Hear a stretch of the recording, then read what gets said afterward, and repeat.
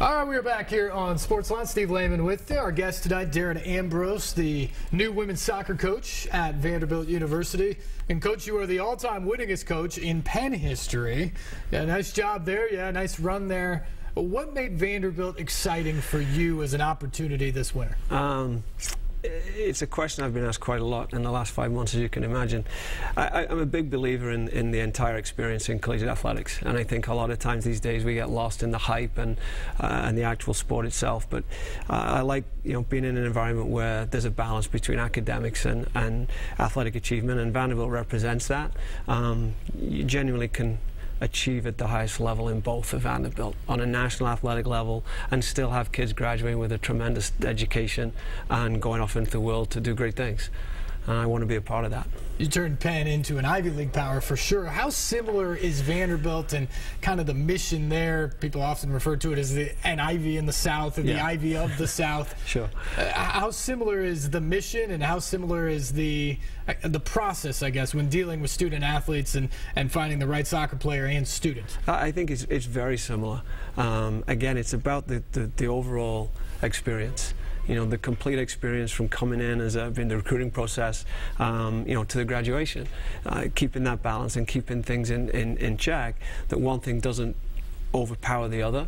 Obviously, I think the athletic piece is a little more competitive in the SEC, a different level of athlete, but the core principles of winning and of character development don't change, whether you're at Penn or Vanderbilt or anywhere else. But certainly the balance between the two is very, very similar. As we mentioned, born in England, but came to the United States, played soccer, goalkeeper at USC Spartanburg. You hear so often about the international game in soccer, especially on the men's side. Yeah.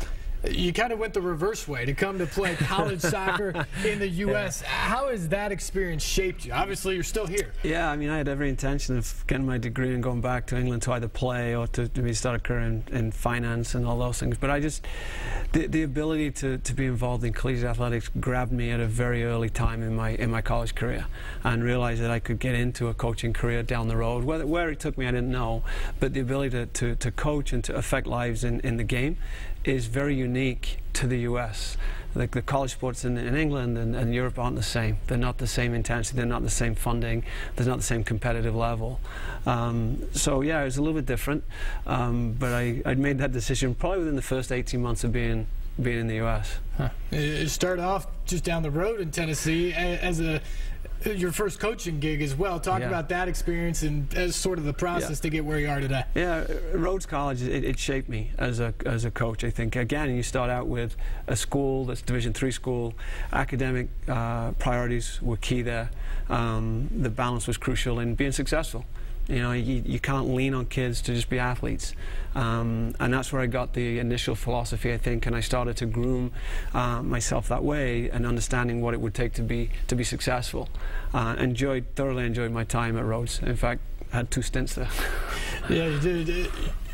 You built such a power at Penn. You won a bunch of games. You now inherit a program that won 7 games last year, 7, 10, and 2 on the season, but that was Vanderbilt's most wins on the pitch since 2011. So the success has been kind of fleeting here lately. Yeah.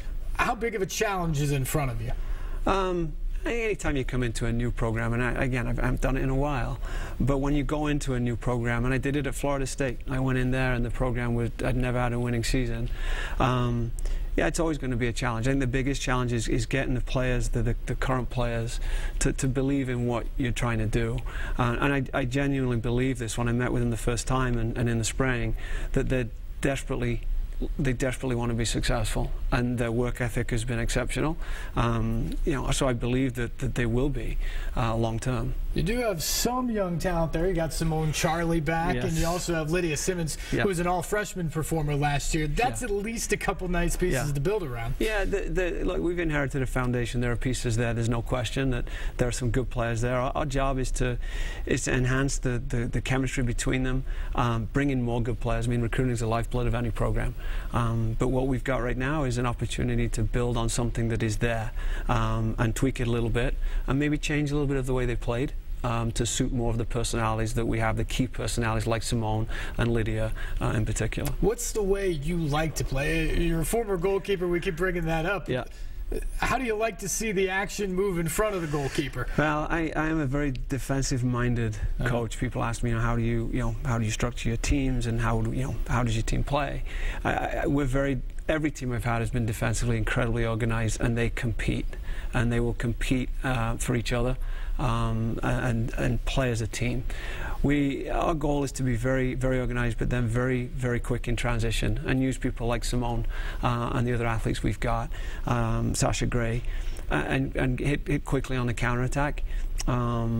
And that would be our ideal situation. There'll be games and times where we're going to possess the ball for periods of time, but ultimately our goal is to be organized. It'll be very, very difficult to break down, especially when you get into SEC games. If you're not organized there, then you're going to be on the wrong end of a big scoreline. You talk about being defensive, and you have to have a good goalkeeper to be able to do that. Cristiano Ogunsami, is that how you pronounce That's right. it? I need a pronouncer up here for this. Right. I didn't realize that was going to happen tonight. Yep. But you get her back. Yep. How big of a piece is that to the foundation you want to have? Cristiano's another kid I knew. She's from the Philly area, so I actually knew her when I was at Penn, and my assistant Ken coached in the club that she was in. So we knew her coming down here, and we challenged her a little bit to step up. She has all the tools to be successful. If she applies herself, which she did at the end of the spring, she can be a difference maker on this team. There's no question in my mind. I think she's really got to be pushed, and it's got to start internally for her. She's got to want to be a bigger piece herself, and the minute that she shows that, then I think some of the aspirations she has, she could realize them. She could fulfill the potential she has. You talk about the challenge whenever you take over a program, but soccer is one of the sports that has the unique, I'd say it's an advantage in the spring, where you actually get to play some competition against other schools. It's not just practicing like football against each other, and then you get a fake game they call the spring game or whatever. That's besides the point. You actually get to go compete against other people. What did you learn? Your team went 3-2. You had some success in the spring. What did you learn on the pitch? That we've got some good pieces. We tried to play a couple of different systems just to see how they would respond to each one. But what we tried to get into them was more about the commitment to defending. They've given up a lot of goals in the last 2 years. They gave up 60 something in 1 year and 40 something in the previous year, 43 or 44. And that's obviously not a good sign. So we made a commitment to really, not just the defenders, not just the goalkeeper, but we made an effort, to talk with Simone about defending, with Taylor Elliott, with our forwards about defending. And we did a great job of it. They really responded well. We came from a goal down twice. That's another sign of, to me, that maybe they're starting to believe that they can do it. You go a goal down, and you need a little character to come back, and they did it twice.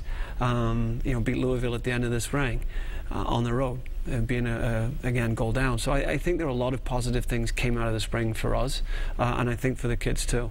You mentioned the challenge within the SEC, and as everybody at home knows, the SEC is such a terrific athletic conference, whatever you're talking about. Yeah. What is the challenge? Your team finished 12th in the SEC last year. That's 2 spots out of the tournament in the league. It's a 10-team tournament at the end of the season. What's the challenge, I guess, first to get into that top 10 and make sure you're playing in the postseason, and then to climb the ladder against such good programs? I think we've got to manage our kids. We've got to manage our roster. The disadvantage we have right now is our roster is probably not as deep as the Floridas and the A&Ms and South Carolinas and Georgias, but I think it's key for us to manage key personalities so we can get the most out of them later in the season.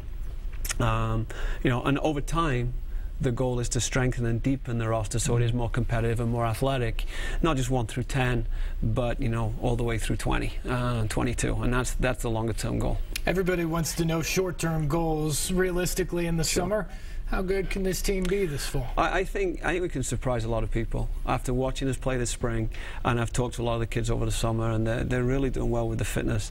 I mean, they've said to me when I got here they wanted to be in the SEC tournament. After watching us play, I don't see why we couldn't do that. Again, if we organize ourselves, change the way we play a little bit, and manage those key personalities, those key like Simone and Sasha Gray and Lydia and Erin Myers, and if we can get performances out of Christiana, there's no reason that this team couldn't be an SEC tournament team. As a new coach at Vanderbilt, how big of a boost has it been this spring, Darren, to come in and see Jeff McDonald lead the women's tennis team to a national championship. Yeah. Tim Corbin and the baseball guys get back to the College World Series finals after winning a national title a year ago. Success is everywhere on campus. How much does that help you do your job? I think it's a fantastic athletic department to be a part of. Again, in 5 months, the coaches I've met are special people, and they do great things with their athletes. I can learn a lot from them, and hopefully I can bring something to the table for the department too. But it's just a great place. I mean, kids are having a great experience. Everyone's invested in their teams. They're invested in their athletes. And we all want the best for each other.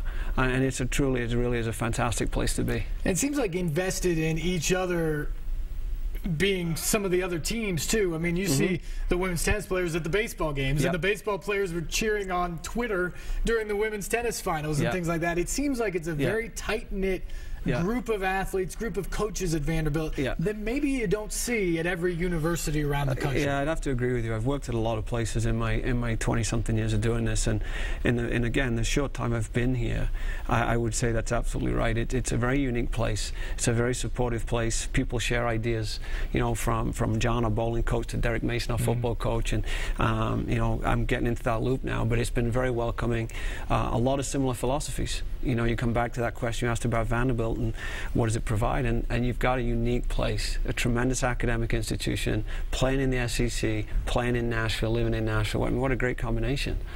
It is a great combination. Darren Ambrose, welcome to town. Congratulations on the job. Thanks for the information about the World Cup tonight. We'll all be watching over the final week, and best of luck this fall. Thanks very much. Darren Ambrose, the women's soccer coach at Vanderbilt University. We've got to take a break. We'll come back. We'll talk some racing coming up right after this.